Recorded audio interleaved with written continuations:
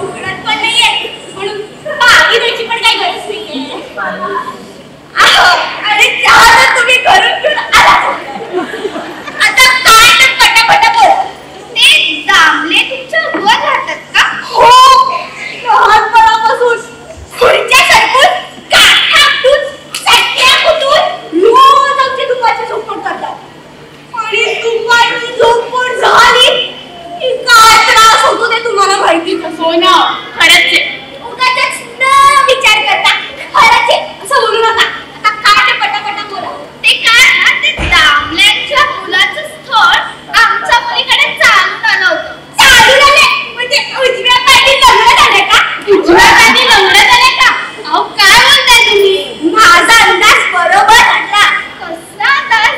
अहो तुम्हाला प्रत्यक्षाने मला वाटलं की तुम्ही निर्बुद्ध आहात. निर्बुद्ध एकतर आपली काही ओळख पण नाहीये आणि त्यात तुम्ही काही बोलताय.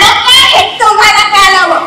ओळख नसून तुम्ही माझ्याकडे आलाय चौकशी करायला. ते बघा, ते दामले तुमच्या वर राहतात ना, म्हणूनच आलो आम्ही.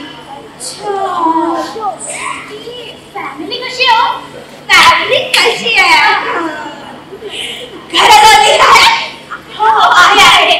मग ढकलून जा. ढकलून जा म्हणजे काय? अहो एक नंबरचा कंजूस माणूस आहे तो.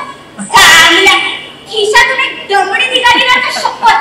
अहो त्याची बायको रोज हातात वाटी घेऊन उभी राहते. वाटी वाटी कशाला?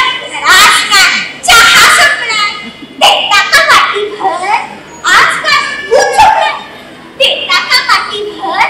आज काय साखर संपली देता का वाटी भर? अहो 5 वर्षांनी आमच्या घरात हिरा बनला होता. ह्यांना कसं कळलं कोणास ठाऊक. ही आली ना दारासमोर वाटी घेऊन. अचानकच पाहुणे आले. देता का वाटी भर? हिरा. काय हो, खरंच एवढे कंजूस आहेत का ते? हो देते म्हणाले तर ह्या बाईनी वाटी करून कडायसाठी काय सांगताय का? एवढा कंजूस म्हणा. हो पण किंमत आहे हल्लीची. रोज दुपारी बरोबर त्यांच्या जेवणाच्या वेळी मस्त गप्पा मारायला जायचे आणि चाकून चोपून जेवण करून जायचे. दोन्ही वेळा. हो हो छान छान. अहो संपला नाहीये, थांबा.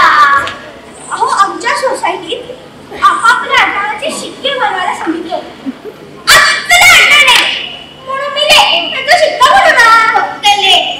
हो तो शिक्का दोन्ही माळ्याचा ले. छान छान चांगले. अहो पण तो कंजूस दामले त्यांनी फक्त का एवढा शिक्का बनवला. अरे रे आमच्याकडून करून घेतला. बाई धन्य आहे माझी. दामलेची धन्य. म्हणून सांगते अशा कुटुंबाशी कधीच संबंध ठेवायचा नाही. हो कळलं. नाही